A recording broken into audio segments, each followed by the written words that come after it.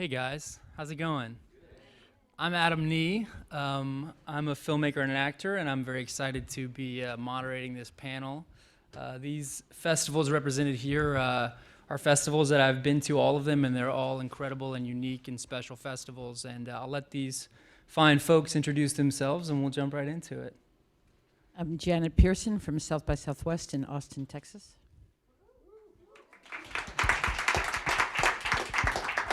I'm Adam Montgomery, and I work for the Sundance Film Festival. Our office is here, but it takes place in Park City, Utah. And I'm Roya Rastegar, and I'm with the LA Film Festival. Thank you guys so much for being here.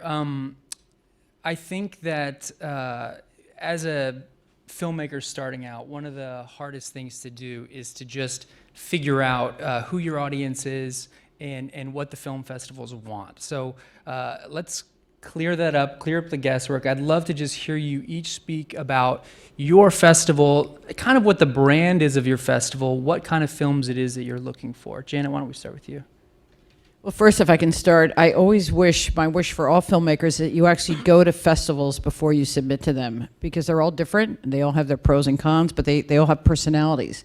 So the South by Southwest is in Austin, Texas. It takes place in March over what is traditionally kind of spring break.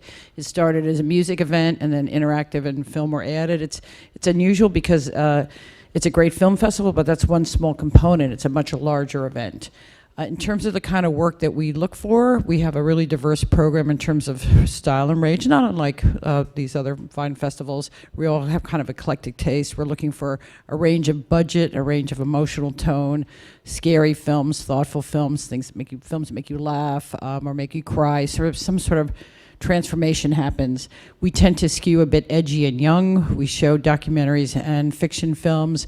We have shorts programs and curated shorts programs, so we don't put shorts in front of features. We probably show about 135 features and about 106 shorts in 10 curated programs. We absolutely look for films that interrelate to the other parts of our event. We have a very strong music program. We look for stuff that is very connected to technology and to contemporary zeitgeist, really, to contemporary culture, let's say that, because we have a sports component and food, and a lot of people come to South by Southwest for sort of new ideas in every area. So that's a quick overview. So you will look for films with a technical bent because of that portion of the festival? That does have play an influence? Oh, absolutely. We're very, there's a lot of agendas at play for the festival, and so every film has sort of a different job that it could do. It could be something that's pushing the art of filmmaking. It could be something that's going to spark conversation. It could be something that will spark critical acclaim or just really be an audience favorite. We really like entertaining films, but we're very aware that we're in Austin, Texas, which is a creative city in Texas and Austin. It's not on either coast, but it's known for its creativity, and it's the South by Southwest is an event that draws people from around the world to this creative city, and we're just very aware of that. If I were programming in New York or LA, I would program probably differently. I would have more foreign language films than we do. We skew very heavily in genre. Apparently according to Seth Rogen, we're the only festival in the world that takes comedy seriously. So we sort of, he kept saying that a lot last year when we had a work in progress for Sausage Party, and he's been there with a number of things. But we're not afraid of that. We love entertainment, but we look for an authorial voice. We kind of, we try to stay away from things that are too formulaic or too broad. We're an extremely small team. We're pretty aligned in our sensibility. But, so we're looking for sort of different voices from different places as well. So there's geographic diversity as well as economic diversity. So is that, not to go on too much? Thank you. Adam? Yeah, I think, we're definitely in line with a lot of what Janet's saying. And I think a lot of the things that we could say about what we look for in a movie, sound kind of cliche, like, we want fresh and original voices from, and it's just like, well, that's actually true. It's just hard to get that point across. I think that the one thing I would say, a big pitfall that I see a lot with filmmakers who want to submit to Sundance, I get a lot of emails from people who haven't even made a movie or thought of what their movie is yet, and they're trying to get our input as to what they should make. And I think that's one of the biggest mistakes that you can possibly make, because it's very readily apparent, when that's what they're trying to do, is make a Sundance movie. It usually misses the mark when it's not coming from the heart and it's not something that, you're passionate about to begin with. So I think it's really important to have an idea, before you embark on a, process that's so involved and is going to take up so much of your time and money and other people's money. For us, it really stands out when that's where it's coming from. But, Adam, when you have a movie like Me and Earl and the Dying Girl and it's successful and it sells out of the festival, do you find that the next year you have so many movies that are tonally like that? Maybe like 2 years later. So 2 it's years, already yeah, right, the staggered, right. Yeah, no, you definitely do see a lot of that. I mean, I think there are a lot of people who are very kind of familiar with what we play and what our body of work is, and are trying to like meet that aesthetic. And sometimes it works, and sometimes it doesn't. But yeah, no, that definitely happens. Yeah. Roya? Well, the LA Film Festival is produced by Film Independent, which has artist development labs year-round. We have a really robust education program, and we also host the Spirit Awards, or produce the Spirit Awards, which happen in February. The LA Film Festival has really changed a lot in the last couple of years, and so our mission now is really aligned with Film Independent's mission, which is to support diversity and innovation in film and storytelling. So I and our team were really looking for films directed by women, films directed by people of color, films directed by LGBTQ people, people from different class backgrounds, different geographic backgrounds, not just LA, New York, and also different nationalities. So that's something that we really, really look for. In terms of our programming team is very, very diverse. I always say that if I like every film that's in our program, we failed, because I don't want to have a program that is completely reflective just of my taste. So we have a real diversity of programmers, and that contributes to how our program looks really different. One of the things that we've been really doing is thinking about the fun and the pleasure of going to the movies. So we have a horror section called Nightfall. We also are really excited whenever we get a comedy that we like, because independent films can be so dour in a way. And so we love the comedies. Our documentaries are really focused on more character-driven and, of course, social justice-oriented. And I think there's a lot of places now for independent filmmakers who have made 2, 3, 4, 5 films. Independent filmmaking is its own career now, as a director, as a writer. And so one of the things that we're trying to really do, because our program is so small, is to focus on first and second time directors. So the last couple of years, over 85% of our program has been directed by first or second timers. And we only accept world premieres for features. We have a small section of kind of best of fest films that play, but our main slate is 60 films, and most of it is competitive, and we're looking for world premieres of features. The other thing, part of like having fun and bringing the experience of movie going back, is we create a real live experience around it. So we're not gonna program films if the directors or the talent are not going to be able to come. And we play films, for the most part, one time, unless it sells out, in which case we'll add a second screening. And the reason for that is because we're in LA, there's so much happening in LA that, if we have 2 or 3 screenings, people will be like, oh, I'll catch the second one. And then by the third one, they'll be like, oh, I totally forgot to catch the second one, and I have something else to do for the third one. So we only have one night only screenings, unless it sells out. Band of Robbers, which was the film that Adam premiered at LA Film Festival 2 years ago, sold out so fast that we added a second screening, and then that sold out as well. So I think you are the only film that we've ever added 3 screenings of, but only because it literally sold out within an hour each time we would post it. So, but yeah, so that's a little bit about LA Film Festival. With your focus on diversity and your focus on first and second time filmmakers, do you find that you'll have films that you guys really love that don't fit into the brand of your festival, that you guys sort of have to fight over? Like, are we going to accept this film? We love it, but it doesn't fit in with the festival brand. Is that a common thing for you guys? Like, what would that be? Like, are you talking about films directed by white guys? or like a White film, Circus. or a film from like a more experienced director that Yeah. could be a world premiere at your festival, but it's someone who's made 8 films or something along those lines. Yeah, I think by the time someone's made 8 films and it's like a world premiere and it's like a really big film and it, hasn't gone to Sundance or South by Southwest or Tribeca or something like that, maybe that might be something we might add like as a gala or as like a special screening. But we just really want to focus on kind of the first timers, which means we don't have a lot of celebrities in our films. But Right. part of the way that we've reconceptualized the festival is to really think about how we're in Los Angeles, we're right next to the film industry. There's lots of festivals everywhere, all over LA, all over the world.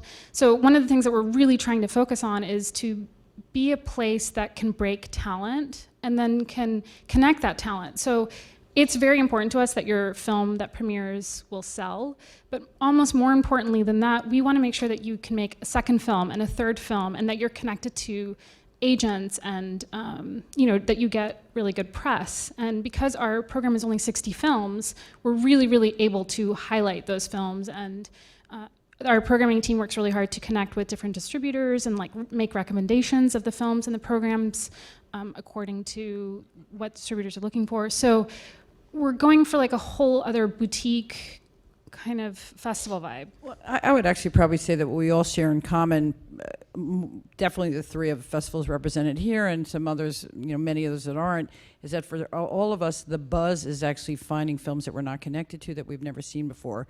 So I think that probably, I don't have the numbers in front of me, but as of 140 films that we showed, about 100 are probably, between 80 and 100 were first-time filmmakers at South by Southwest. And I certainly know I see them at Sundance as well. Yeah, that's something that, when you talk about the celebrity aspect of it is like, it's a hard thing that we grapple with because we do see a lot of things that are, still true independent productions that, someone who might be a well-known actor or actress has, become involved with. And, it's just like, well, do you disqualify something that's really good, because it may seem like, oh, well, you're just, if you don't have a celebrity in the movie, you can't get into Sundance, and that's something we deal with a lot. And I think, the hard part of that, too, is that, that's what kind of the media, those are the movies that the media talks about, too. So it gives off this image that, like, well, that's our brand, and that's what we do. And, we have a section called Premieres that's for more established directors.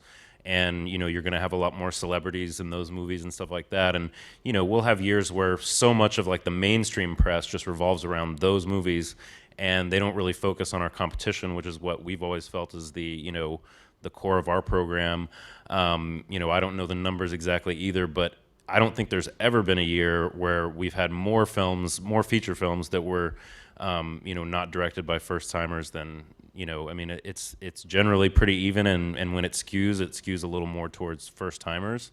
But it's an interesting, the celebrity thing, part of it makes it difficult just because that's the movies that people talk about. So, that question I get so much is like, well, I don't have a celebrity in my movie, so should I even bother submitting it? And it's like, well, no, we're more excited about a good movie that has no connection whatsoever. How much thought goes into the sort of bigger picture of your festival program? Because I've heard programmers talk in the past about things like, we're just trying to figure out the program. If like we have, you don't want to have too many movies like this or too many movies like that, or some years, you hear Sundance is really funny this year, or you hear South by has a lot of horror this year. How much thought goes into the whole balance of the program, and does that ever mean that you sacrifice a film that you would have normally programmed, it just didn't fit in with that cycle? Oh, absolutely. It feels like sculpting to me. It's sort of, you start with this mass, you start with everything that's available in your window, and then you kind of like weed away the ones that don't fit at all, and you're kind of what's left that's possible. You're painting a picture that makes sense to you. As you said, you want diversity of tone. It can't all be funny, it can't all be scary, and you can't all be the same budget line. So we're looking for this picture that nobody else sees it but us. We're the only one who's kind of seeing all the films that are in it, but it's very clear, and that the films have a conversation with themselves, we have a conversation with the films as we're programming. Sometimes trends emerge, and either you knock out films because they are on a similar subject to one that you've taken, or sometimes you go with it and you allow a cluster to be there. One year there were like 7 films on addiction, and another year there were maybe 5 films on environment, but they kind of all came at it from an angle that enhanced the conversation rather than duplicated each other. But we're constantly turning down films that are interesting, but because they don't fit into this picture we're painting. That happens a lot.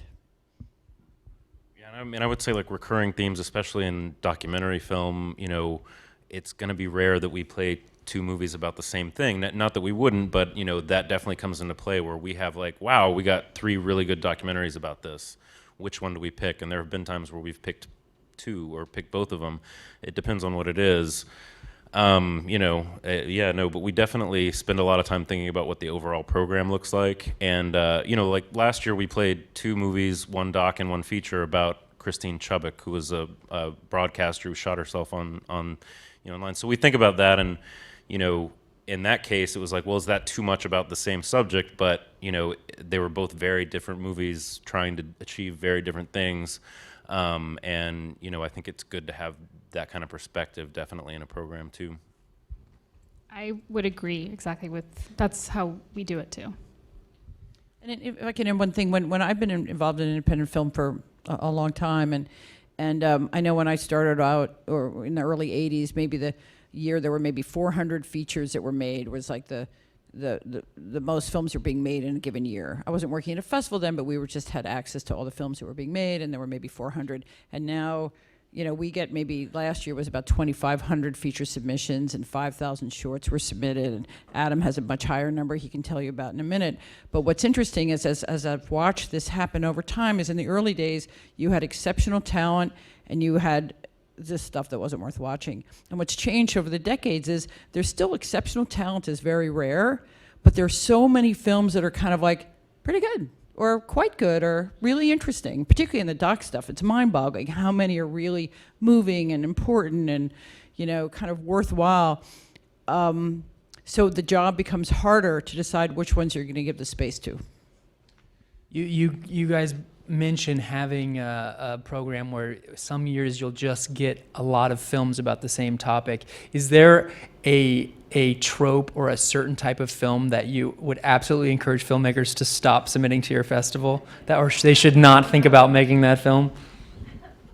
That's one of those things where if I said it, it's like all of a sudden next year, like the next Oscar-nominated film is going to be this because someone figured out how to take that thing that I said, don't ever do that, don't ever make a film about your grandma and blah, blah. Right. But like actually, it's you can make a film about anything, no matter how many times it has been done, as long as you are so grounded in your original, like in what makes your story so different and grounded in your own perspective. Do you know what I mean? Like I have seen things that I'm just like, wow, never thought that would be of interest, but good job. Yeah, we had a film Cretia a couple years ago, and I'm like, ugh, family at Thanksgiving. It's like, you know, we see so many films where people are gathered around a meal, right? Because that's what you do. People are out in the woods, they're gathering for meals. Like, but they're inexpensive movies. Within 3 minutes, so we're saying no to them all the time, but within 3 minutes, I was kind of like at the edge of my seat, like, this is amazing. Like, I don't know what happened here, but it was amazing. And he just like, that's the magic of it. He transcended the monotony of what he made and made it something great. I mean, I think we have a really interesting perspective because we see so many things that never really see the light of day. You know, I mean, the majority of things that we're going to watch in a year, no one else is probably going to see except for other, you know, people at other, you know, festival programmers. And the interesting thing about that is that, you know, when the same thing happens over and over and over again, general audiences aren't there to witness that that's what you see in every movie. And I think, you know, I wouldn't say don't do this, but I think what always pops up for me is, you know, I can almost picture the person who wrote the movie sitting down and saying like, okay, how does this begin? Well, it begins in the morning. Okay, and then what happens in the morning? Well, the main character's asleep, and then what happens? The alarm clock goes off, and then he's groggy and he doesn't want to wake up, so he knocks the alarm clock. You know, that, I mean, I will see 50 movies in a year that start out that exact same way, and there's nothing wrong with that. Sometimes they're great, but Clerks was great. Yeah. There's one thing I'm just going to say with caution. I don't know what you guys think. I'm going to say there's one thing that is very difficult to do, and I have rarely ever seen it work, and that are mockumentaries. They drive me insane, and I've just never seen one that I really liked that worked. That's our most dreaded. We really hate the mockumentaries too. But then once in a while, there's once one in that a while. really worked? Yeah, I'm trying. Well, you know, Christopher Guest. Guest. He owns. Okay, that's why. That's why owns people a do genre. this. And there may have been one other one, like the Exorcist one. That what's the guy's name? The Wayans guys, the No, Dan. oh, I know what you're talking about. Yeah. They had it went out with a different name by the time it went out. There was the one that Jermaine Clement and Taika did. The What we do in one. the shadows. Yes. That worked very well. So I think like unless it has this like intensely smart, like wicked whip smart satirical element to it, and is full of comedic talent that is really proven, just don't do much. My of it. first That's film all I'd played at a film festival, and we lost to a mockumentary that had a dream sequence. And I just couldn't understand it. A mockumentary had a dream sequence, and that film won. It really say. Twists bothered my me. brain a little. I don't know if you guys are aware, but there's a national nightmare happening right now called the presidential election. Maybe Reality TV show. Yeah, I don't know if you guys are aware of this at all. Do you find that because of this super heightened political state that we're in, that you're seeing films with more of that bent, because it's been going on for about a year and a half now, or that you are programming with that influencing you at all? I'm not deep enough into the submissions to know what the trends are yet. We're just immersing now, so I don't know. There's still a long way to go. Get ready. I have actually seen 3 narrative features this year that kind of revolved around like an election night party, you know, with the idea of like, oh my God, what if Trump wins? You know, like that's, and then, you know, he eventually, well, I don't want to spoil the movie for you. but no, I've seen that. I've definitely seen it pop up. That not just like, you know, overall how it affects the country, but very specific references to it. You know, where I'm like, well, I'm surprised that because by the time our festival takes place, we'll already know. It'll and then be it's over. kind of a strange. Or maybe but- it will be over. Yeah. This is probably, I don't know if you guys want to answer this one, but it's something I'm very curious about. But can you name 1 or 2 of the films that you let get away, that you wish you had programmed, that you rejected, that in your time at the festival? I don't have anything that I rejected that I wish I hadn't. Really?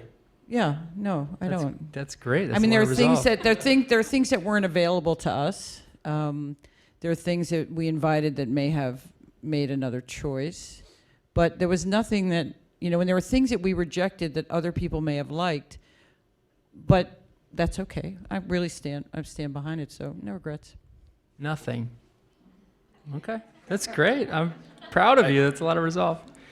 It's kind of hard because I think a lot of times what happens is if you don't accept a film, I don't like to say reject. If you don't accept it, and then it goes on to be very successful elsewhere, and people say like, oh, why didn't Sundance play that? You know, I think that how we always say it to ourselves is like, well, it was obviously the best thing for that movie. That might have played at Sundance and died. You know, Yeah. and that happens a lot where we see a movie. You know, I would say like Short Term 12 was something that when we saw it, you know, that was one we did not play that movie, and it wasn't because we didn't like it. It was because it was very rough at the time, and we didn't know, you know, what it was eventually going to turn into, and then it went on to be, you know, really, really great and had a really long life.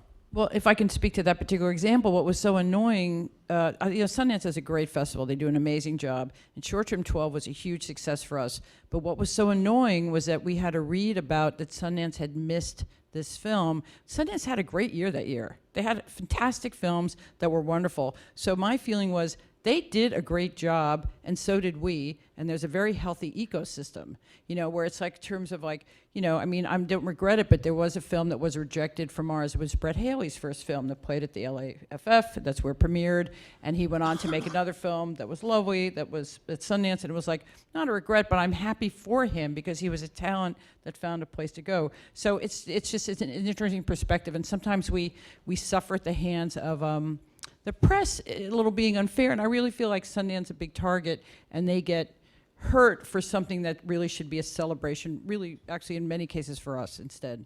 That's something that comes up a whole lot for us too, like in the programming process, is that what I was saying, that, you know, will this movie be successful at Sundance? And we say it a lot, is like, this movie will be great for South by. Like South by, it will do very well there. You know, we have an open line of communication. You know, there's kind of like this idea that there's some big competition in the festival world going on, but I think, you know, we all want independent filmmakers to succeed.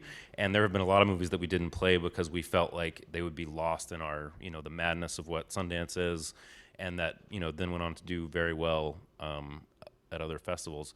The one movie, and it's weird because I'm now 12 years in, and there just aren't that many examples where I'm like, shoot, why didn't we play that?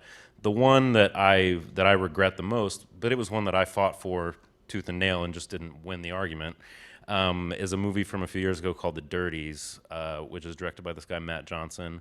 And last year we played his follow-up movie to that, Operation Avalanche. But if you could, I would highly recommend any of his work, because what he does is kind of mockumentary, I guess, but basically infiltrates things. So Operation Avalanche that we played last year, it's about this. It's about NASA and faking the moon landing. And the way they shot it was they told NASA that they were making a documentary about the space program in the '60s. NASA let them in, and they shot a whole kind of narrative feature, as if they were making a documentary. We showed it too. Yes. Similarly, the first movie that he did, The Dirties, I think he was like 21 at the time. It was kind of about a high school shooting situation, and so what they did was they enrolled in a high school as high school students and shot the whole thing completely, without anybody knowing it. So, wow. Yeah. So The Dirties, you should check that out for sure, and that's the one that I feel like we let get away. He just premiered a series, an episodic at Toronto this year too. I don't know the name of it. No, I'm actually in it briefly because there's a Sundance episode, and I'm like standing behind him. That's why this is too long of a story to tell, so I won't do it. If we have time later, I'll tell the story about how I ended up accidentally in this TV show. It's not often you accidentally end up in a TV show. It's a great accident. So more to the business side of the festivals, there are really only a couple of film festivals that have big distribution deals happen at them. And there are hundreds of film festivals. Do you feel like that's good for the industry, that there are just one or two festivals in America and one or two festivals abroad that are the ones for the distribution deal? Do you feel like that, to get a good distribution deal, do you feel like that's good for the industry? If so, why? And if not, how can that change? Yeah, I mean, that's a tough question to answer. I think there's, somewhere on there's some festival registry somewhere that says there's 900 and something films in the United States. I mean, festivals in the United States alone. So it might almost be a product of as a buyer, as a distributor, we can't afford to go to that many festivals. So it kind of limits it to that. And I think it kind of speaks to what the audience for independent film is too. There's a lot of content out there that can be had, so as far as what people might consider that would play well in art house theaters, I mean, I don't know if it's good or bad, but I think that it's good for it to be concentrated into, a few high-level festivals. I think it's a really complicated subject, and it's something I think about every day, and I actually have conversations about it every day, but I don't have an easy answer. Why, what films are worth buying? What films are people actually going to see? What are the economics in terms of that make sense for buyers to buy films and show them? It's changing all the time. It's not what it was 5 years ago. It's definitely not what it was 20 years ago. So it's I wish I had a really smart answer about it, and I don't, but it's something we think about a lot. And I just said this last night. I was in a similar situation last night, talking about demystifying the submissions process. And I kind of challenged the filmmakers that were in the audience to kind of have to come up with a new paradigm on a certain level, because what has been working, it doesn't work anymore, and we all know that. And so, it's sort of, I think it's a younger generation that's going to have to figure out a new way to support the work that we're interested in seeing and making, and people have to be more interested in the infrastructure and the support rather than just making their own stories. So I don't want to go on because I actually don't have anything clear to say about it. It's very, very complicated. I really agree with Janet. I think that the question around distribution has changed so much. And at a certain point, there was this thing a couple years ago where, the last 5-6 years, where festivals are part of now the distribution network, where films will it's like the theatrical release of a film happens at festivals. So you'll go to like this festival X, Y, Z, and that's your theatrical release. And so like that's one way of happening. But now what we're finding is, especially at LA Film Festival, people are coming and looking at films, and then, especially with docs, buying the rights and remaking them. So there was a doc that won our Grand Jury Prize maybe 4 years ago called Code Black, which is now a show, I believe, on ABC. And then Meet the Patels is also a documentary that then got bought. It's on Netflix, but it's also going to get remade as a fiction film. So I think people are looking more, they're looking at film in a very, very different way. And also we have like a web series program that's, you know, or an episodic program like so many festivals do. So I think the lines around film and television and episodic digital content is so blurred right now that the frameworks for distribution, the paradigms for distribution are also really blurred, as Janet was saying.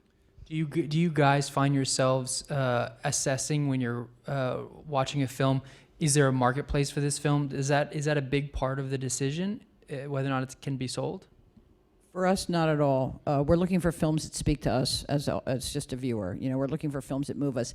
Now, sometimes we're looking, you know, and we look for our talent. We look for voices that are interesting, sort of like that something's happening, and somebody we think is sort of like we haven't seen before. There's some sort of talent there, but we are completely unengaged with its commercial or next life. Although we hope that we have an environment that we think is a must-attend environment where people who are interested in talent and sort of that some sort of transformative event will happen for the creator. So we hope to create so people are there, so that there are opportunities for the people whose work we're showing. But that's just sort of having a really diverse, interesting sort of environment where there's a lot of different people with different interests. Yeah, I mean, there are definitely films that we've played where we know it's not going to be viable and probably not going to get a distribution deal, and you know, but that doesn't mean that it's not a great part of a program. You know, it's something, I mean, like even with all the new methods of distribution now, I mean, people have this idea that, oh, my movie got into Sundance, like this is it for me, like now I've made it, and you know, I mean, up until recently, there had never been a year where more than half of the features that we played got distribution. You know, now VOD has kind of changed that, where a lot of them, you know, get non-theatrical distribution, but it's still not every feature, not even close.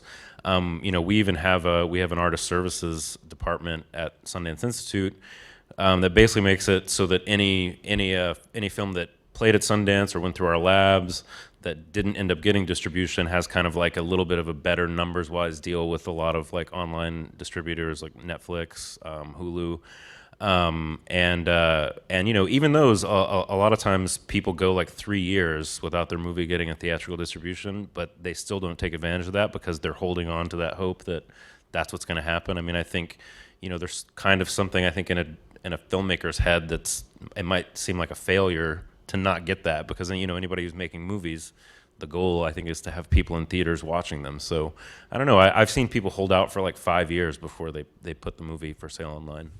I mean, for us, we don't think about it in terms of the commercial viability, but we really, really think about the audience, and we really have that conversation. So it especially comes up around international films. So I'm Iranian, so I feel like I can say this.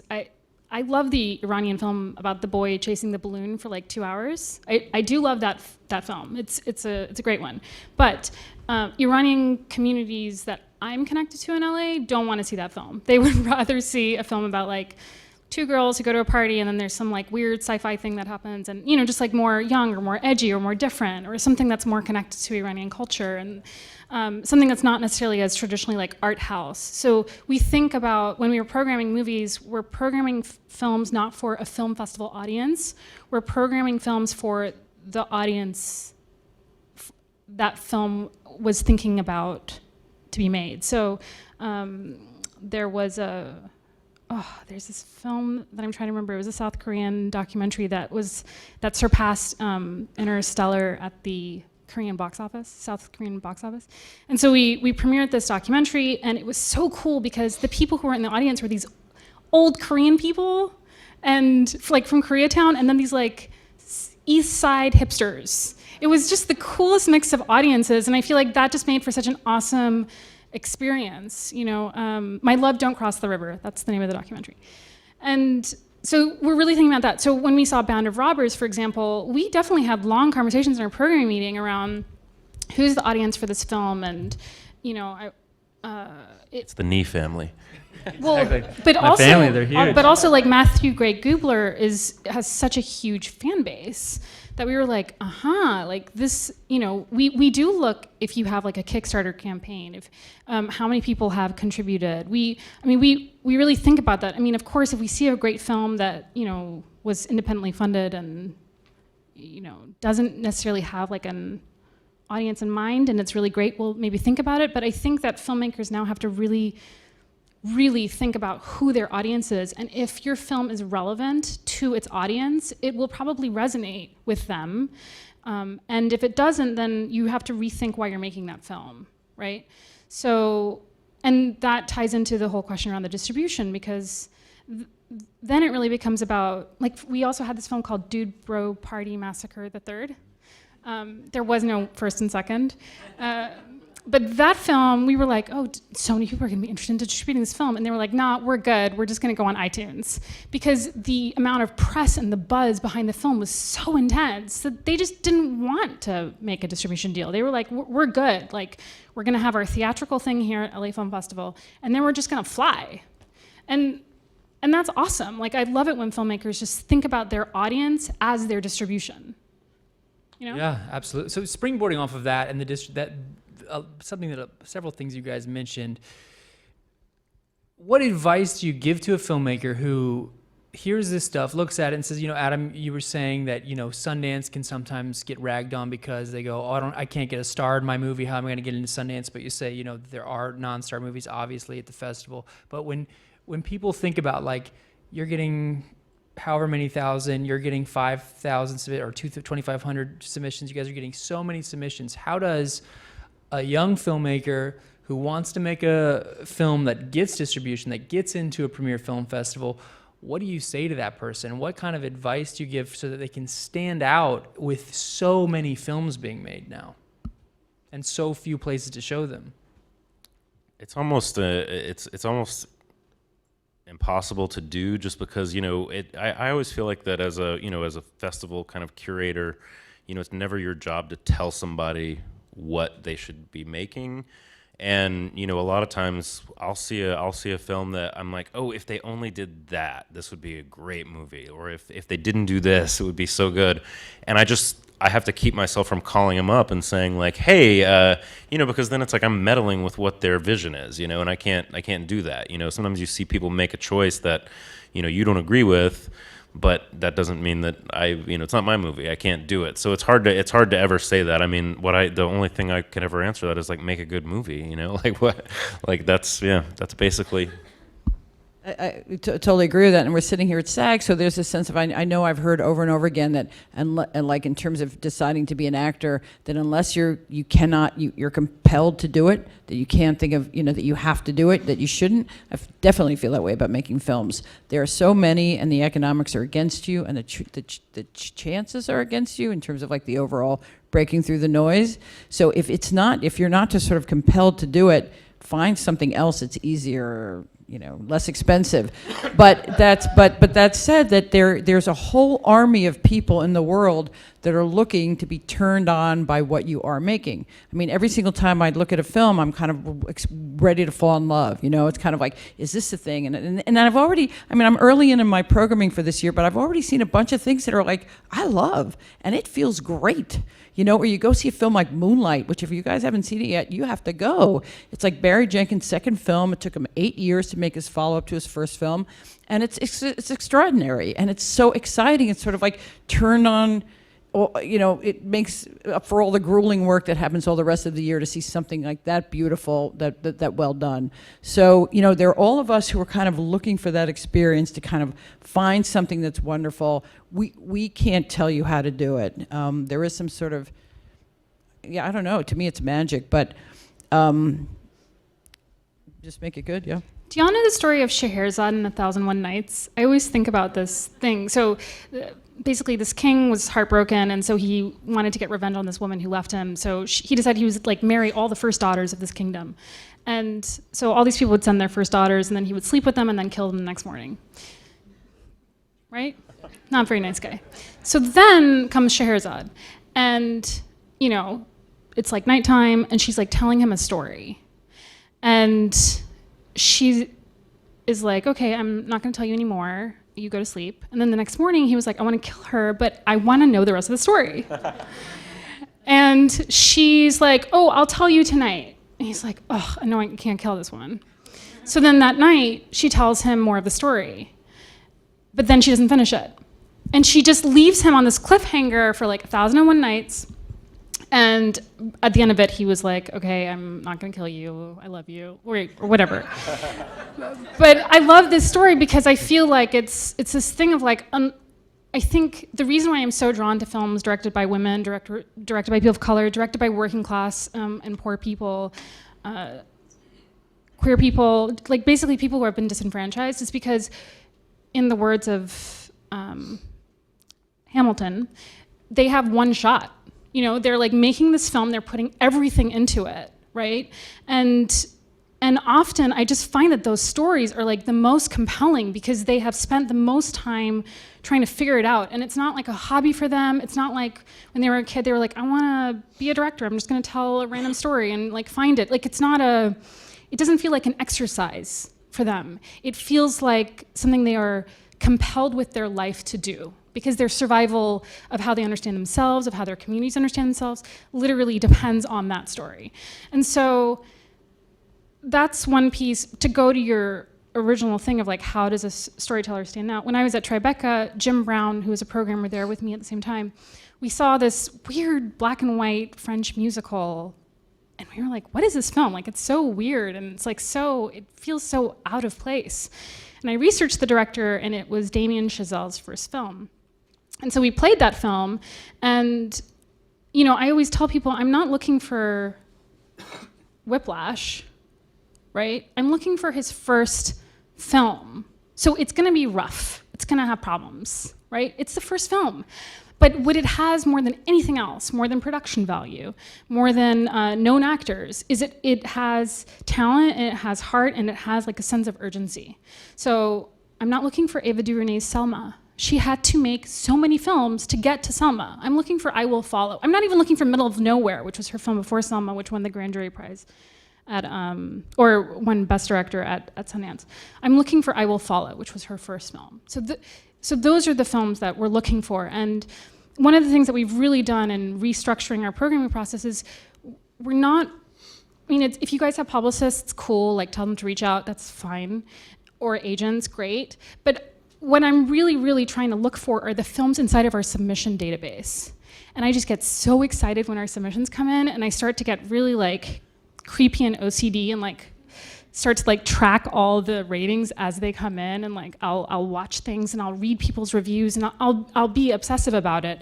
And I encourage our programming team to do the same, and to really, really be obsessive, and just look for kind of anything that could be a little different, anything that maybe if a screener rated something a 1, but they wrote a bunch of stuff and they seemed really like angry about this film, I'm like, I want to see that film, because that sounds interesting, right?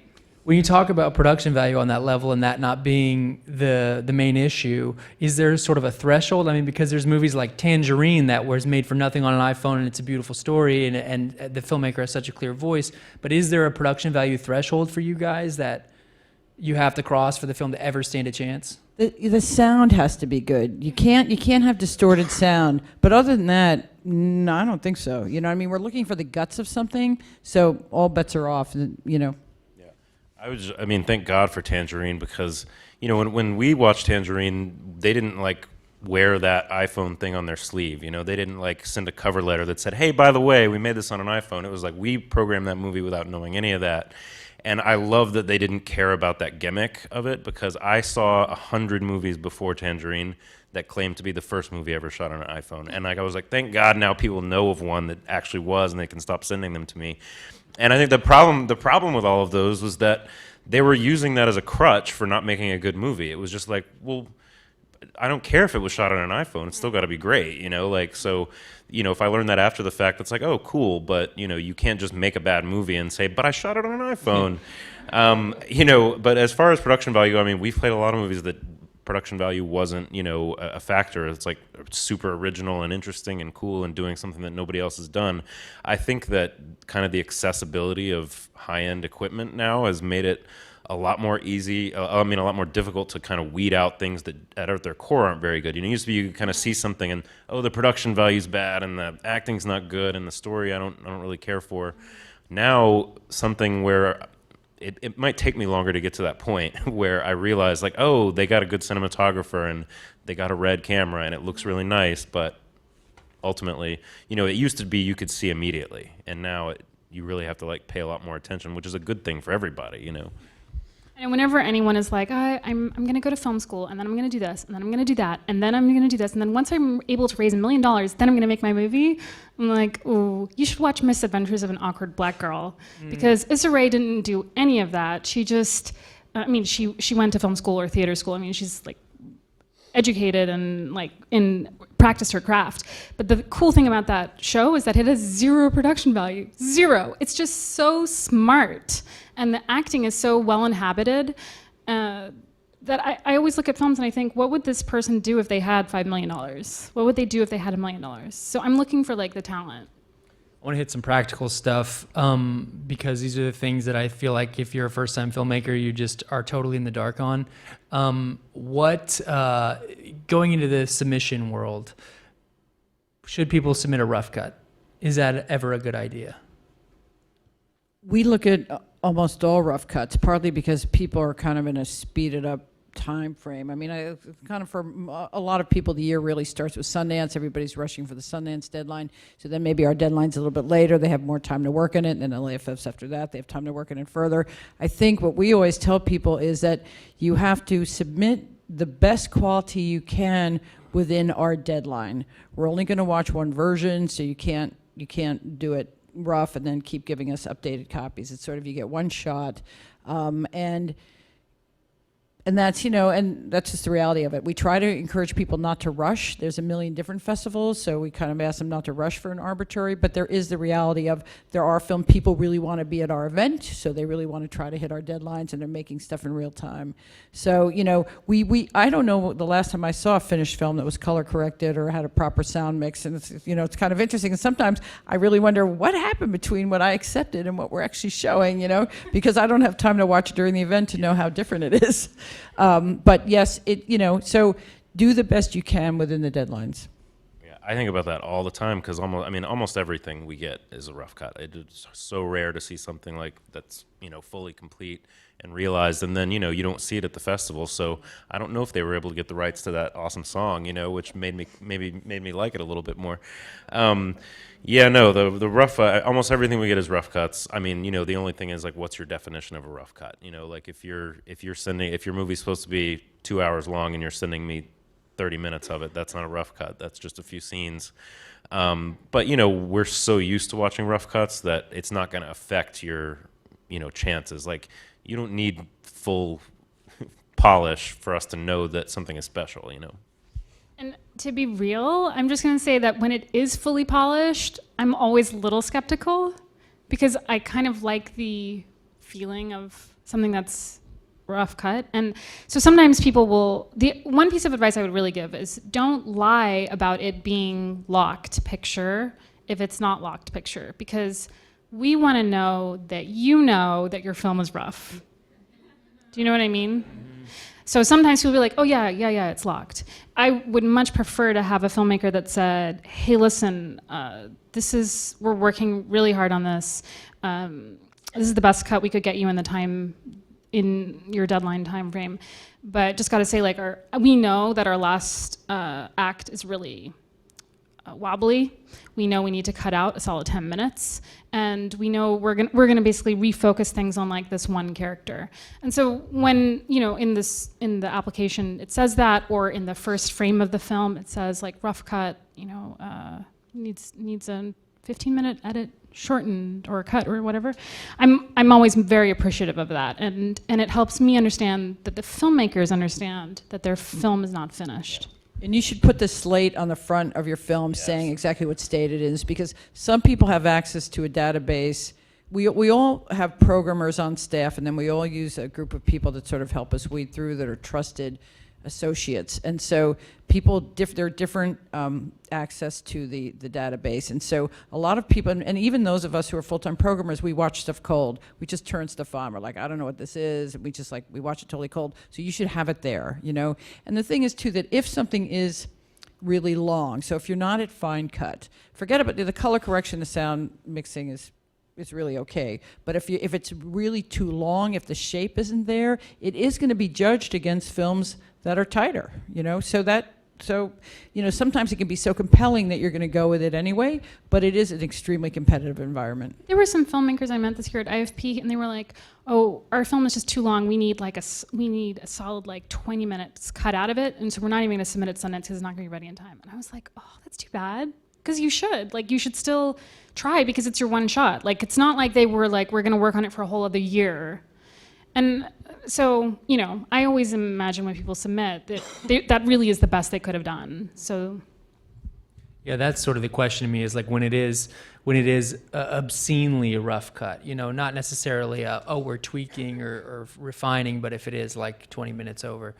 What is the screening process? Is someone's film going to get seen from start to finish no matter what? Is there a screener that does that? How far does it have to go to get to one of you guys? Yeah, well, we, you know, to talk about like our numbers a little bit, I think we're about to hit total shorts and features of 14,000 this year for the first time. that's crazy. Which, to put that into perspective, when I first started working at Sundance in like 2004, I was reading, our festival director at the time was a man named Jeff Gilmore, and I was reading his like little opening thing in our catalog that year, which was like this big. It was like 1998. And he was like, you know, we got an all-time record of 398 feature films. And I was just like, oh my God. And that year in 2004, we had gotten like 1,500. And I'm like, 398, that's ridiculous. And now we're about to hit 5,000 feature films. So, you know, and that goes back to kind of what I said about the accessibility aspect of it. It's just, you know, so much easier to make a movie than it used to be before. But the way our process works is, you know, in order to get through that, it's like, you know, we can't just all watch it. We have to have screeners, and we do. And you know, kind of the way we think about it is that we pay them, so it kind of behooves them. I mean, you know, it's not like we're paying them a ton of money, but we're paying them so they feel obligated to get through it. And we also require that they write coverage with like a full, you know, synopsis, so that we know that they watched it. And then, you know, a lot of people say, well, like, how do I know? Oh, and also I'll say, you know, a lot of people have this idea that it's like, you know, we go to UCLA and get film students and hand them movies. And, you know, it's really people that we know and trust. You know, Roya has screened for us before as a programming associate. We have about 50 people that do that, and they're all people that we know. Most of them work at other festivals. You know, it's a very smart group of people that we know and trust. And when they watch a film and they write their coverage on it, you know, our policy has always been that somebody else on our programming team, which is about 20 people in our staff that programs the festival, is going to watch that movie again. Like, so not like, you know, if it was given a 1, I'm not saying we sit there and watch it from start to finish again, but, you know, you want to make sure that they didn't miss something. You know, it's like, you know, something could just not be their cup of tea. I've had that. I programmed the midnight section for Sundance, and I've had a lot of instances where someone just didn't like a horror movie, you know, didn't like horror to begin with, or didn't do well with gore, and then, you know, gave something a 1, and then I had to go back and, you know, pull it out. But yeah, no, our process goes like that, and we do, you know, put a set of eyes on every feature film twice. It's getting harder and harder to do that, but you know, we think it's really important. There have been situations where movies that were given a very low score by screeners ended up getting into the festival. Even a film called Primer, which won our grand jury prize in, I think, 2004, that was given a 1 by a screener, and you can see why. You know, it's like, that's not for everybody, and it's hard to follow. And I watched it and I was like, oh, you know, what's going on? But, you know, somebody pulled that and said, hey, there's something to this. Everybody else should watch it. So, you know, we like to think that we have a really good system of checks and balances in place to make sure that things don't get missed. But, you know, We use screeners too. It's a trusted. People have to apply, and it's a very closed sort of trusted group. But we're constantly pulling stuff out that people give ones to that we'll pull out and we'll decide to program. And so it's interesting. We live in fear of missing something. I mean, I don't. There isn't anything I can name that I feel that we have. So, knock wood kind of. But that's the fear, is that you don't want something that you would have loved to be passed over. So it's a very hard process, because over half the films come in on deadline day. There's not enough hours in the day to actually get through it. South by Southwest has a very, very small full-time programming staff. There are 3 of us on the feature side, 1 on the short side, and we're producing the event as well. So we do office work and producing and meetings all day long, and we're screening nights and weekends. So it's intense. Every film is seen twice unless I knock it out. I can knock stuff out quickly. And for years we said that things were watched in their entirety, but I'm kind of don't care about that anymore. I mean, we take it's a serious, careful watch, but it's also such a competitive environment that if somebody who we trust, certainly myself, but if there are other people that we know are enabled, that we trust, that they just know it's not right for us, they should get out of it, because the time you spend on something that's not right for you is time you're not seeing something else. A filmmaker can ask for an extension if they're not going to be ready. A filmmaker can be in direct contact with a programmer. Can you guys talk about the pros and cons of those things? Is an extension hurting your chances? Is being in contact with a programmer maybe overstepping? I would just say, with respect to the contact, I think everyone's very different, but if just have one person from your team contact, if you're going to contact, and don't have like you contact and your producer and your publicist and your agent, it's just like too much. And email one time. I would not email more. Not to be like, just checking in. Again, it's February, let us know your decision. It's like we just can't. And we're focused so much, I'm not going to the gym, I'm not eating, I'm barely going to the bathroom, I'm trying to do whatever I can to get through all these movies. I just don't have time to respond to emails that are like, hey, just wanted to check in on this one film. Yeah, no, I think that, people have this idea that if they don't get it to somebody, they don't get it to a programmer, then it's not going to be seen. I think what I would say is that, what I said about the checks and balances thing, that, assures that if you just submit a movie like normal, that just assures that it's going to get seen by 2 people. If you send it to a programmer directly, they may watch it and just pass, and then that's it. Ooh, snap! That's true. So I like the idea. So I like true. the idea that somebody could read coverage and be like, oh well, this person reacted this into a different way than I would have. Maybe there's something to it. No, definitely, if stuff comes to me directly, it's a real pro and a con, because I can knock it out, and other people could talk me into it for sure. We do give extensions. We keep making our deadline earlier. So actually, we just had our public deadline was on October 20th. Last year was November 3rd. The year before that was November 15th. We keep moving it earlier to get through the volume. But right now on the website, there's actually a form for people who've missed it who can apply for an extension automatically. That'll be good for another week or two. On a case-by-case basis, we'll consider work into December. Absolutely, if we know it's, there are elements of it that seem interesting to us, we bend a little bit. With something else we also encourage, although we're doing it a little bit differently. So let's say your first choice is to get into South by Southwest, and you get invited to another festival that's in November or in February, but your first January. choice...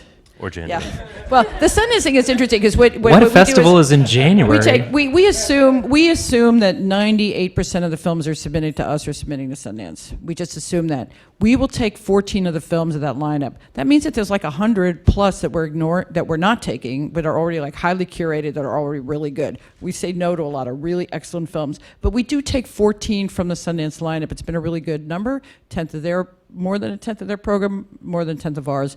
So what happens is sometimes we'll invite a film to world premiere, and they say they're waiting for Sundance, and we're like, that's fine, that's great. We'll talk to you. We'll do it no matter what. If you're in, we're still, or that'll be a different conversation. We'll have to see then. We're not sure we're going to show you as a non-world premiere, because we do prioritize world premieres. Last year, maybe 89 out of the 130 films were world premieres, and another 30 were U.S. or North American. But there are other festivals that are not Sundance, which is in a privileged position because it really is the gold standard. There are millions of other festivals happening between now and March. And if you get invited to one, you're welcome to contact us, and you're welcome to say, I was invited to this festival. Where am I at with your process? And we can say, we've already graded it. We know it's not right for us. Enjoy.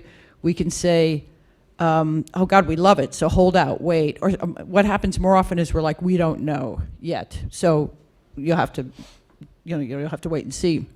And we've started sending out earlier decisions on a rolling basis in order to free people up when we know it's not right for us. So if you haven't heard from us, you're being considered or you haven't been seen yet. And the ones that we just know aren't going to make the cut, we let them go because there are a lot of other options out there. And I'm just going to add a little bit to this because this happened last year. Film festival programmers talk to each other, so don't lie and try and like pit festivals against each other. So for example, last year there was a filmmaker who was like, oh, I got an early invitation from Tribeca, but we prefer to premiere at LA Film Festival.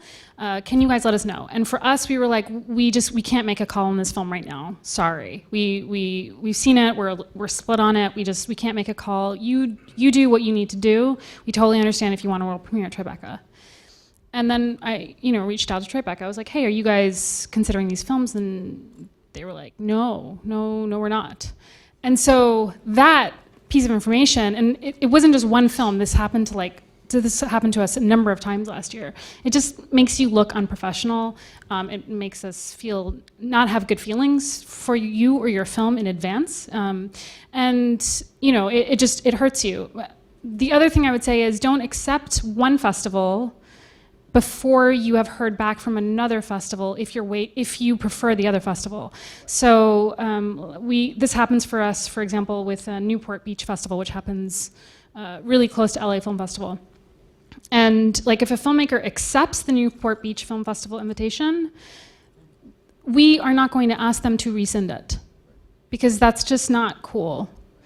So if you would prefer to play at LA Film Festival for whatever reasons, like totally understandable, then you should reach out to us and say, hey, we have this invite from Newport. Can you let us know about the film? We have about a week to make a decision. Can you let us know whether it's yes, no, maybe? You can ask the festival that's invited you first. You can say, when do I have to let you know? And then you can quickly see if somebody else will make a decision in that time frame if they're not your first choice. Sometimes they can, sometimes they can't. Yeah, but in the throes of excitement, people are like, yes, my first festival invitation, and so excited, but then it's really just not cool for you to go back and be like, actually, never mind. Let's pretend that the filmmaker gets into your festival. Each of your festivals are very different from each other. What advice would you give to a filmmaker or an actor who's in a film on how to maximize the experience at your specific film festival? We have a filmmaker retreat right before the festival starts. It's really, really fun. We used to take people to Skywalker Ranch. Adam came with us when we went to the Parker in Palm Springs. And it's basically the night before the festival, and we all load on a bus, and there's like really bad breakfast on the bus, but then we get to the Parker and it's like fancy and there's like a really great lunch, and then we get to hang out and there's like margaritas by the pool, and then there's like a party at nighttime and people doing inappropriate things sometimes.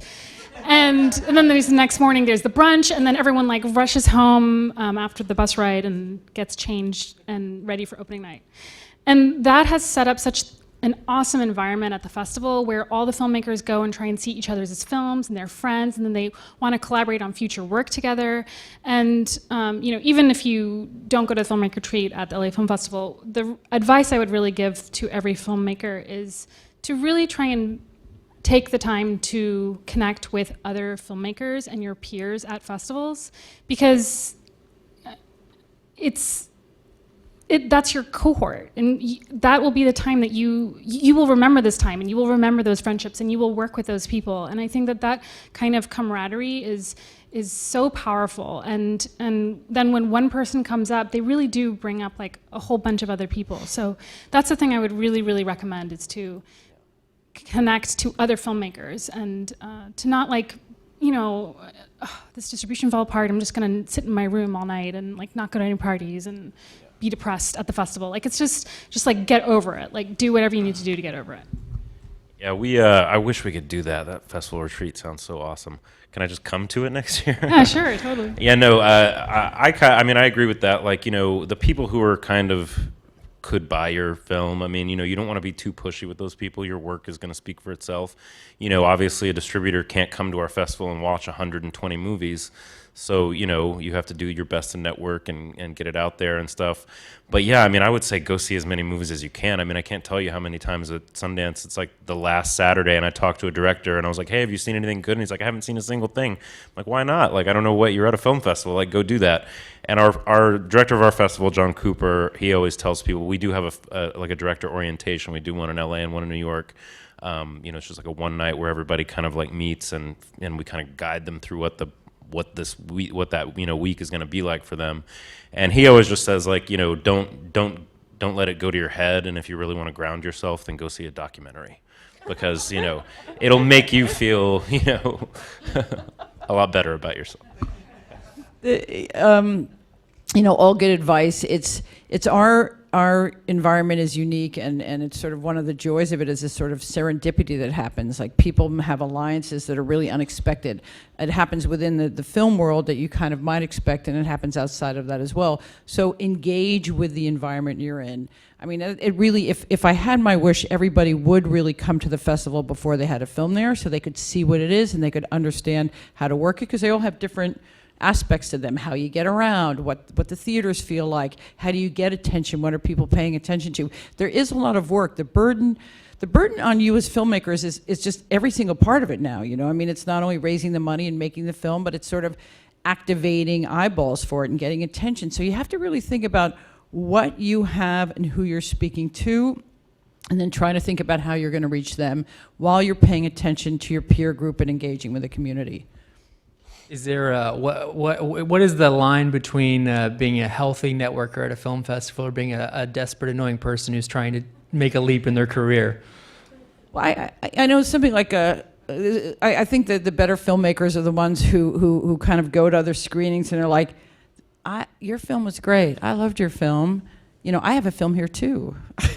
But it's sort of like there's a real conversation going on. It's just like not like me every second, If you don't know the line, then you're the latter. then you're blowing it. That's true. Actors, this is obviously a lot of actors here. I feel like actors, there's sort of a burden on actors nowadays to also be creators themselves. Like, everyone always says, create your own roles, write your own roles.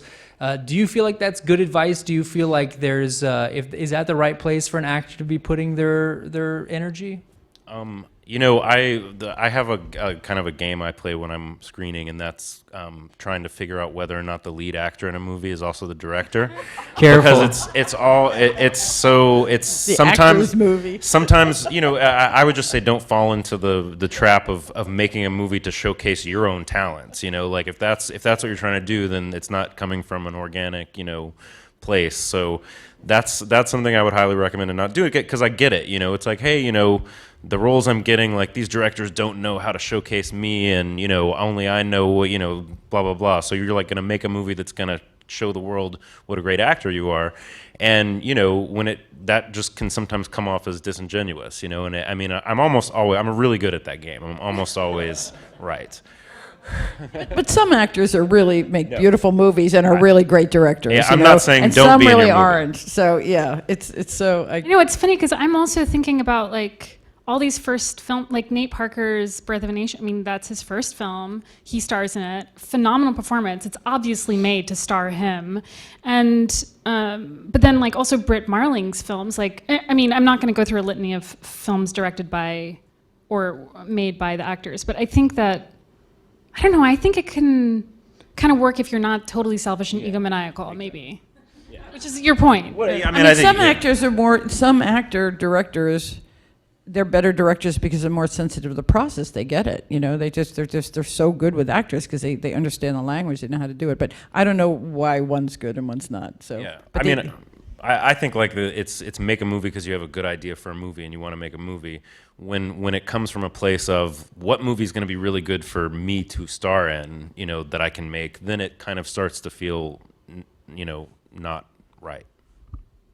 What would your advice be to an actor who is just trying to break into that independent film world, and they don't fancy themselves a director? Because a lot of times independent film casts from a small pool, and it's usually not going through the same agency breakdowns.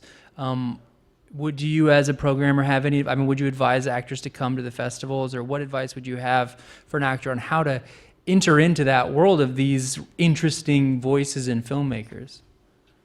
Absolutely, actors should come to the festivals, and they should for the films that they connect to, they should go at the Q&A and they should introduce themselves and they should volunteer themselves. Absolutely. I mean, it's so interesting because we see so much work nobody else is seeing. We see a lot of actors over and over again that are very early in their careers, and it's kind of like, I always remember the first one. It was quick because I've only been at South by Southwest for, this will be my 9th festival. And I remember the first actress that really was kind of like, I didn't know her, and I was like, but this person's amazing, was Amy Simons. And I just kept seeing her in all these different no-budget films. They were like made for no money at all. But I kept seeing this actress, and then sometimes I wouldn't recognize her, and I would just sort of notice it in the credits. And I remember thinking, she's great. The films aren't. But she is always, I mean, some of the films are really varying degrees, but she was always so interesting. So I made sure to introduce myself to her and to talk to her, because I'm like, you are really talented, And then, of course, she took care of her own career, and she ended up directing quite well herself. But it's so interesting how certain people pop out, and you see the generosity, and you see the range, and then maybe you mention it. Maybe at some point you program a couple of the films and be like, this actor is pretty interesting, and they're in a couple of them. Like, keep your eye out, and you kind of mention that to people in the industry. So, be generous with yourself, and take risks and chances with people whose work you respect or who allow you to engage. I mean, Adam, I think this is actually a really good question also for you to answer, because you starred in your directorial, no, it was your second film, Yeah. right? But I think that film is such a cool ensemble of actors, and you approach it with a generosity. Do you want to talk about how you did that, or like? Well, how I it tried felt not different? to be in my movie because my brother and I write and direct together, and we were very aware of this taboo, this idea that like you submit to a film festival and you go, okay, written and directed by Aaron and Adam Nee, okay, starring Adam Nee, all right, and Also immediately produced and written and Not a edited negative. by. That's not a negative. It's not. it just seemed, we were very sensitive to that taboo, and so we were actually trying to cast the part, and it was Matthew Ray Gubler who kept pushing me to do it because it was a part that I had taken a long time to cultivate. But, I'm just curious if there is that red flag that pops up when you see that. But Not in our shop. Yeah, and I also try not to look at anything. I mean, she was talking about watching things cold. I mean, for me, it's such a better experience when you don't, so I don't see that. I don't look up, who's going to be in this or what else have they done until I'm probably like halfway through something I already like, I don't read the cover letter ever. I mean, it just doesn't happen. So I do if I fall in love, and then I get like crushed out, and then I'm like doing all kinds of searches online about who this person. Curious, going back a little bit, the industry in general, the movie industry, has taken a lot of flack in the past couple of years for lack of diversity, for good reason. And I feel like, film festivals have as well, although I do believe that film festivals are sort of ahead of the curve of Hollywood. What steps do your festivals take? I know a lot more about Roya's from being at LA Film Festival and just their whole model there, but can you guys speak at all about like how you can make a change in that? Because sometimes it seems like part of the problem is that people of different ethnicities are not encouraged to be filmmakers, and that's a huge thing to try to tackle. You can't just program a movie because it's diverse. It has to also fit in with the festival. So how do you, as someone who is calling these shots, how do you help further the diversity in filmmaking? I think we're all just really sensitive to it, and we all just keep trying to do a better job. We just trying to kind of like look at our own biases, and try to kind of, get the word out to encourage people that we are all looking for voices that we're not connected to, and stories that we don't know, and people we don't know, and sort of encourage people that the door is wide open. And then as we look at things, kind of, just really open ourselves up to kind of really listening to different stories and giving different people opportunities. So I don't have there's not a hard and fast rule, but it's definitely, the conversation is so loud, there's an increasing sensitivity all the time. I mean, it's definitely something that we're constantly thinking about, and diversity in our program.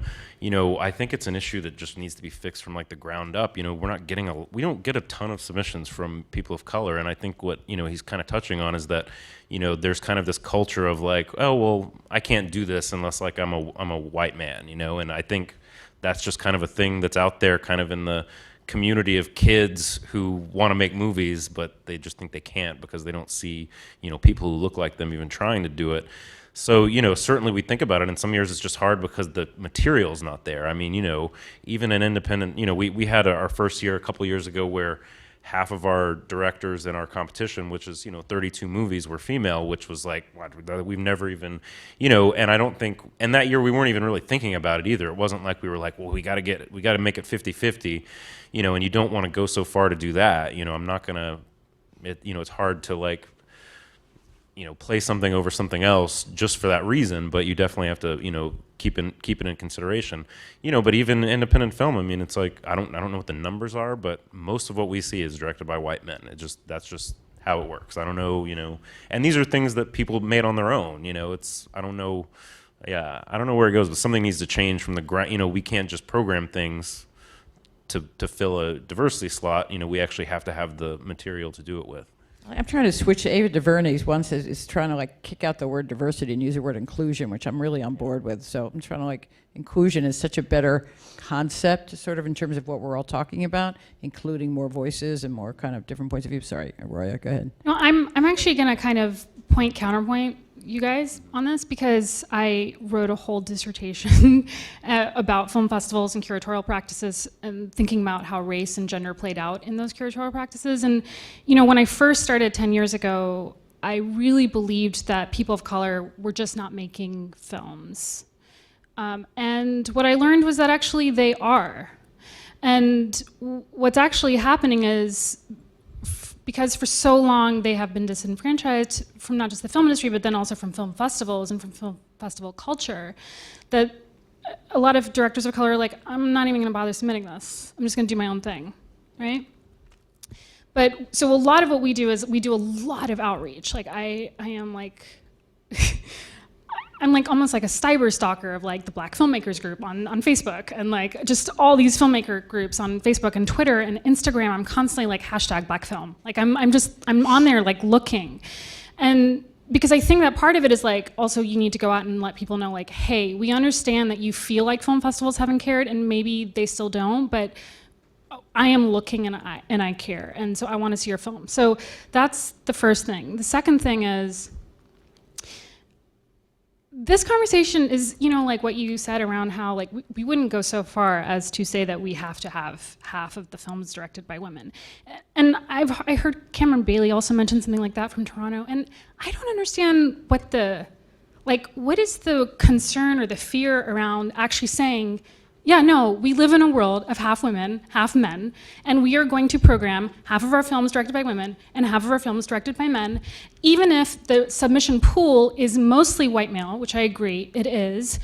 Why does this film selected have to be reflective of the submission pool rather than reflective of our actual society, the world that we live in, And so, but the thing is that this actually requires a specific curatorial methodology that me in my nerddom has like developed with Angela Davis, who is my advisor, and Ruby Rich, who's this amazing film critic.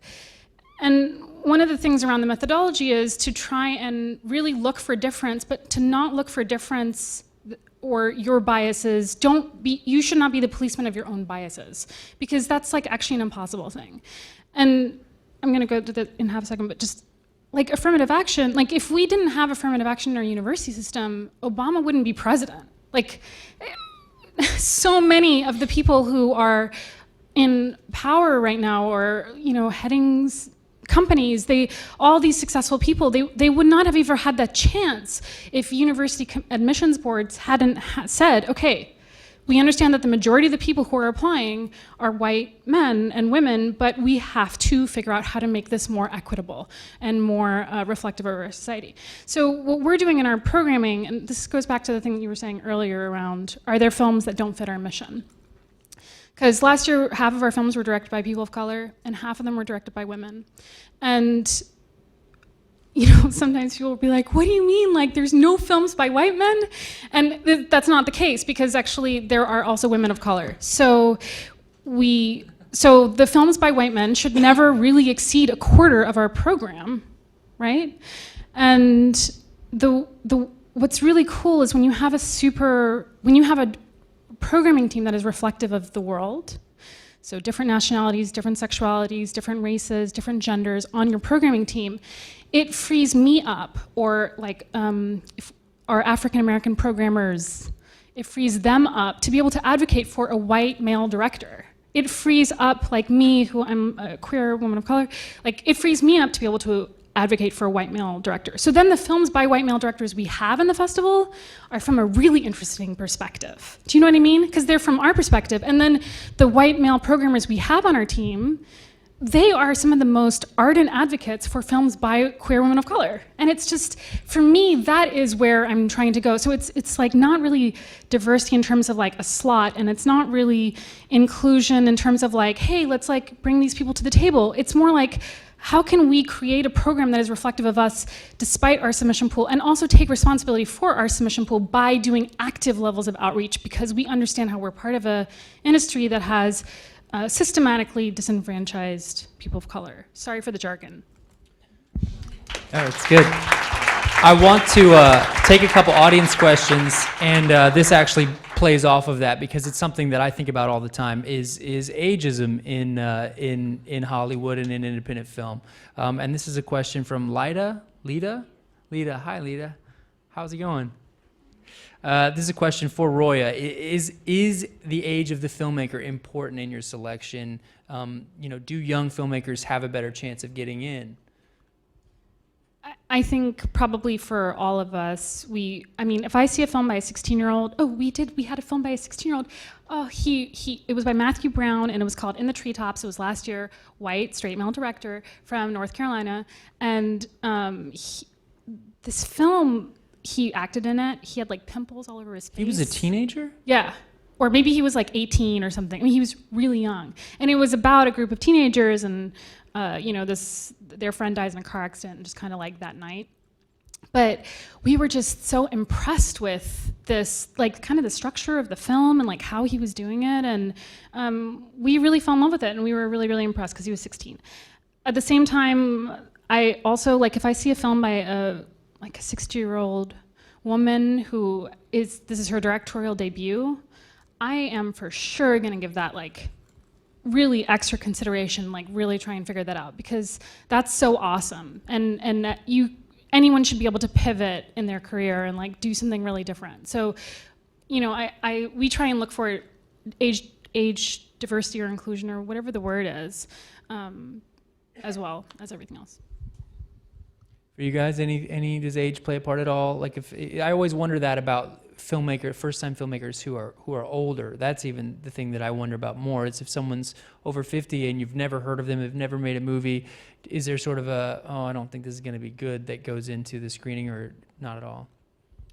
No, we see the movies and we don't necessarily know much about the people that make them, until we meet them.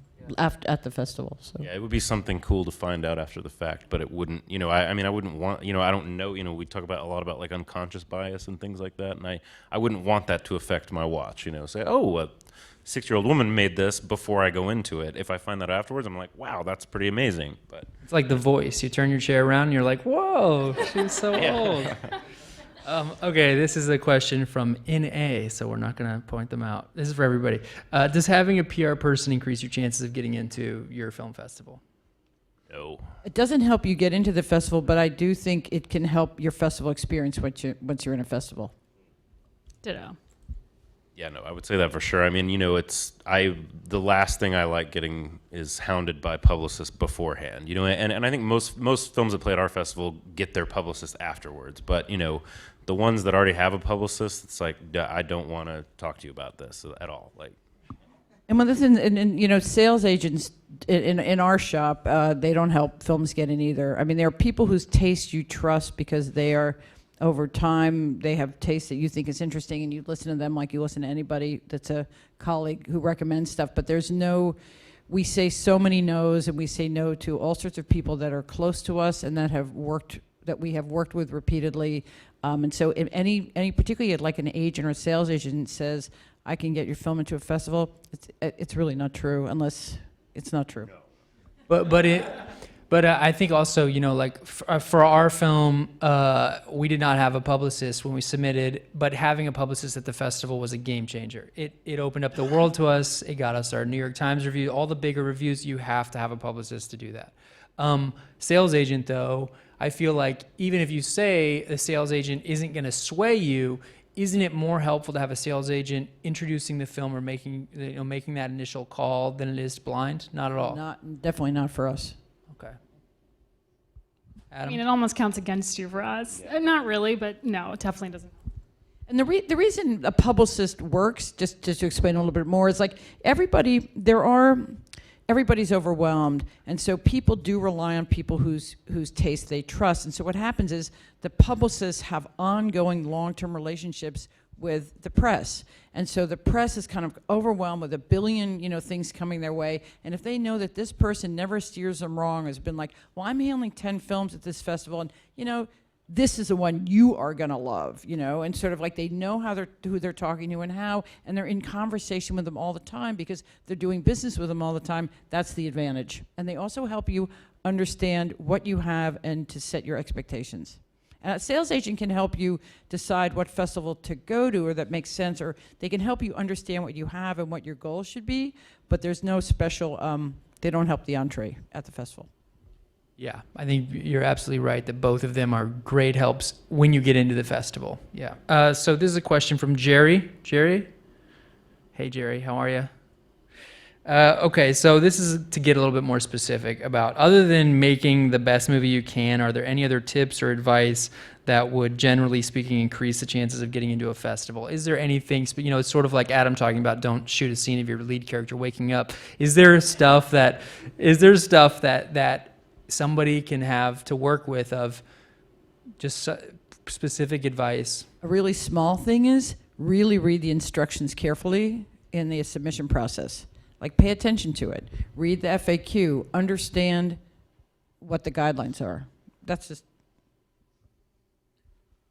Yeah, definitely. I mean, that can be daunting too, because there's so many things to go over in our FAQ document that I think I try to estimate how many people actually read it. I don't know, but one thing that you see happen a lot is like someone fill out the application and then they just email our general inbox with their like a Vimeo link, and I'm just like, why would you do that? There's a place where you can put that on the application. It makes no sense. So yeah, pay attention. I mean, as far as like as far as making the film, though, I mean, it's so hard to elaborate on anything more than make it good. But, I mean, I think something that's just going to stand out. But, there's no such thing as a Sundance movie, which people like to say. And Roya, I don't want to take away your space, but and good is a relative term. It's kind of like, these are 3 good festivals. There's like a billion other ones, and something that may not be right for me, maybe it will be perfect for somewhere else, and it could be perfect for somewhere else that actually has money attached or a bigger audience, or it's like our taste is not indicative of the ultimate connection of your film with an audience. It's just our program. It's just what we think is interesting. So keep that in mind. There are really a lot of options, and there are a lot. It's like actually college, It really is a college class. Like, there's a lot of different fits that might make sense for you. We had a film this year at the festival called Woven. It was directed by an Ethiopian woman, Ethiopian American, set in Brooklyn. And at the premiere, there were all these amazing Ethiopian people in these dresses and costumes that had come in, and I was just so impressed with just how beautiful the crowd was. And afterwards, I was talking to the director about her film, and she was like, my father, I was asking her how she raised the money for it. I was like, was this a Kickstarter?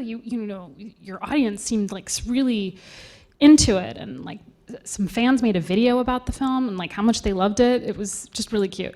But she was saying that she raised the money by going door to door in all these different Ethiopian neighborhoods and literally raising the money that way. And that her dad told her, you might not make this film, we both know that, so if it doesn't get made, you have to go and give back everyone's money. And so her credits of thank you were really, really long. And the thing that I would say is you should make a film that resonates with your audience. Like, to think about, if you're making a film and the goal is the festival, it's not going to work. Like, I bet you, like, 100% the film is just not going to work, because we've already seen it, everyone else has the same idea as you, it's not going to work. If you make a film that is relevant and resonant with a community of people, and they are willing to support it in that way, then when you are ready to premiere it, they will come, they will show up, they will be there for you, they will be there for the film. And I think that's the focus that needs to happen. I feel like the focus of getting into a festival, it's like then you can, there's so many other ways of getting audiences and getting distribution and getting attention. You just have to really think about, what is the goal of making a film? It should not be to get into a festival. You know what I mean? So I would never make a film where the goal was to get into a festival. I would only make a film that people want to see.